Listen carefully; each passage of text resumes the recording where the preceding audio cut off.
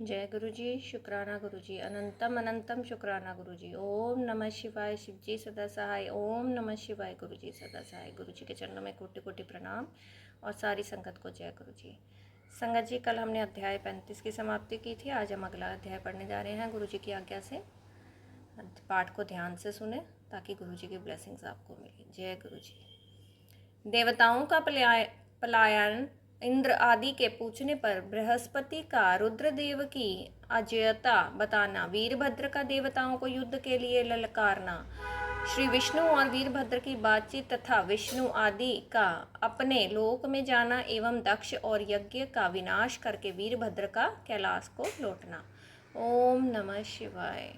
ब्रह्मा जी कहते हैं, नारद, उस समय देवताओं के साथ शिवगणों का घोर युद्ध आरंभ हो गया। उसमें सारे देवता पराजित हुए और भागने लगे। वे एक दूसरे को का साथ छोड़कर स्वर्ग लोक में चले गए। उस समय केवल महाबली इंद्र आदि लोकपाल ही उस दारुण संग्राम में धैर्य धारण करके उत्सुकता पूर्वक खड़े रहे। तदंतर इंद्र आदि सब देवता मिलकर उस समरांगन में बृहस्पति जी को विनीत भाव से नमस्कार करके पूछने लगे। ओम नमः शिवाय। लोकपाल बोले, गुरुदेव बृहस्पति तात महाप्राज्ञ दयानिधे, शीघ्र बताइए, हम जानना चाहते हैं कि हमारी विजय कैसी होगी। उनकी यह बात सुनकर बृहस्पति प्रयत्न पूर्वक भगवान शंभु का स्मरण किया और ज्ञान दुर्लभ महेंद्र से कहा। बृहस्पति बोले, इंद्र, भगवान विष्णु ने पहले जो कुछ कहा था वह सब इस समय घटित हो गया। मैं उसी को स्पष्ट कर रहा हूँ। सावधान होकर सुनो। समस्त कर्मों का फल देने वाला जो कोई ईश्वर है वह कर्ता का ही आश्रय लेता है।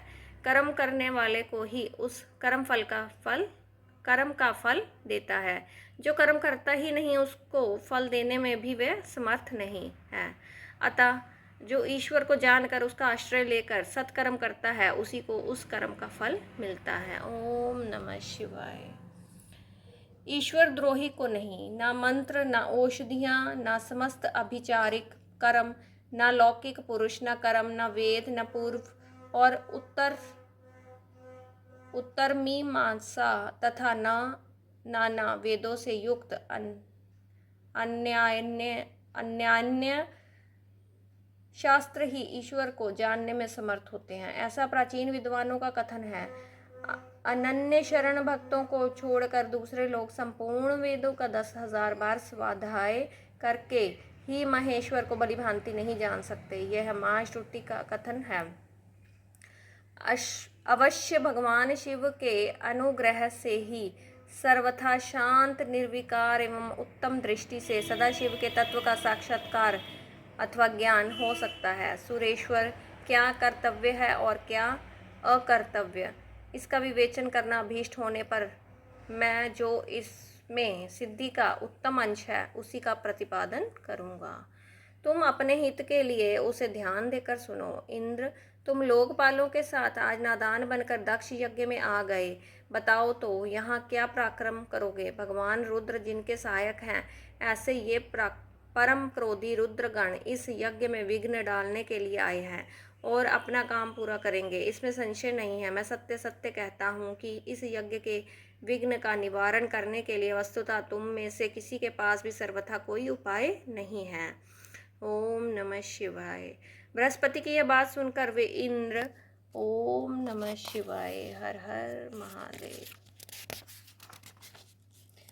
इंद्र सहित समस्त लोकपाल बड़ी चिंता में पड़ गए। तब महावीर रुद्रगणों ने घिरे हुए वीरभद्र ने मन ही मन भगवान शंकर का स्मरण करके इंद्र आदि लोकपालों को डांटा और इसके पश्चात रुद्रगणों के नायक वीरभद्र ने रोष से भरकर तुरंत ही संपूर्ण देवताओं को तीखे बाणों से घायल कर दिया। उन बाणों की चोट खाकर इंद्र आदि समस्त सुरेश्वर भागते हुए 10 दिशाओं में चले गए। जब लोकपाल चले गए और देवता भाग खड़े हुए तब वीरभद्र अपने गणों के साथ यज्ञशाला के समीप गए। उस समय वहां विद्यमान समस्त ऋषि अत्यंत भयभीत हो परमेश्वर श्री हरि से रक्षा की प्रार्थना करने लगे। सहसा नतमस्तक हो शीघ्र बोले, देव देव रमानाथ सर्वेश्वर महाप्रभु, आप दक्ष के यज्ञ की रक्षा कीजिए। आप ही यज्ञ हैं, इसमें संशय नहीं है। यज्ञ आपका कर्म है, रूप और अंग है। आप यज्ञ के रक्षक हैं, अतः दक्ष यज्ञ की रक्षा कीजिए। आपके सिवा दूसरा कोई इसका रक्षक नहीं है। ब्रह्मा जी कहते हैं, नारद, ऋषियों का यह वचन सुनकर मेरे सहित भगवान विष्णु वीरभद्र के साथ युद्ध करने की इच्छा से चले। श्री हरि को युद्ध के लिए उद्यत देख शत्रु मर्दन वीरभद्र, जो वीर प्रथम गणों से घिरे हुए थे, कड़े शब्दों में भगवान विष्णु को डांटने लगे। ब्रह्मा जी कहते हैं, नारद, वीरभद्र की यह बात सुनकर बुद्धिमान देवेश्वर विष्णु वहां प्रसन्नतापूर्वक हंसते हुए बोले। श्री विष्णु ने कहा, वीरभद्र, आज तुम्हारे सामने मैं जो कुछ कहता हूँ उसे सुनो। मैं भगवान शंकर का सेवक हूँ, तुम मुझे रुद्रदेव से विमुख ना कहो। दक्ष अज्ञानी है, कर्म कांड में ही इसकी निष्ठा है। इसने मूर्तावश पहले मुझसे बारंबार अपने यज्ञ में चलने के लिए प्रार्थना की थी। मैं भक्त के अधीन ठहरा, इसलिए चला आया। भगवान महेश्वर भी भक्त के अधीन रहते हैं। तात, दक्ष मेरा भक्त है, इसलिए मुझे यहाँ आना पड़ा। रुद्र के क्रोध से उत्पन्न हुए वीर, तुम रुद्र तेज स्वरूप हो, उत्तम प्रताप के आश्चर्य हो। मेरी प्रतिज्ञा सुनो, मैं तुम्हें आगे बढ़ने से रोकता हूँ और तुम मुझे रोको। परिणाम वही होगा जो होने वाला है। मैं पराक्रम करूँगा। ओम नमः शिवाय। हर हर महादेव। ब्रह्मा जी कहते हैं, नारद, भगवान विष्णु ने ऐसा कहने पर महाबाहु वीरभद्र हंसकर बोला, आप मेरे प्रभु के प्रिय भक्त हैं। यह जानकर मुझे बड़ी प्रसन्नता हुई। इतना कहकर गणनायक वीरभद्र हंस पड़ा और विनय से नतमस्तक हो बड़ी प्रसन्नता के साथ श्री विष्णु देव से कहने लगा। वीरभद्र ने कहा, महाप्रभु, मैंने आपके भाव की परीक्षा के लिए कड़ी बातें कही थी। इस समय यथार्थ बात कहता हूँ, सावधान होकर सुनो। हरे, जैसे शिव हैं वैसे आप हैं, जैसे आप हैं वैसे शिव हैं, ऐसा वेद कहते हैं। और वेदों का यह कथन शिव की आज्ञा के अनुसार ही है। रमानाथ, भगवान शिव की आज्ञा से हम सब लोग उनके सेवक ही हैं। तथापि मैंने जो बात कही है वह इस वाद विवाद के अवसर के अनुरूप ही है। आप मेरी हर बात को आपके प्रति आदर के भाव से ही कही गई समझिए। ब्रह्मा जी कहते हैं, वीरभद्र का ये वचन सुनकर भगवान श्री हरि हंस पड़े और उसके लिए हितकर वचन बोले। श्री विष्णु ने कहा, महावीर, तुम मेरे साथ निशंक होकर युद्ध करो। तुम्हारे अस्त्रों से शरीर के भर जाने पर ही मैं अपने आश्रम को जाऊंगा। ओम नमः शिवाय। ब्रह्मा जी कहते हैं, ऐसा कहकर भगवान विष्णु चुप हो गए और युद्ध के लिए कमर कसकर डट गए। महाबली वीरभद्र भी अपने गणों के साथ युद्ध के लिए तैयार हो गए। नारद, तदंतर भगवान विष्णु और वीरभद्र में घोर युद्ध हुआ।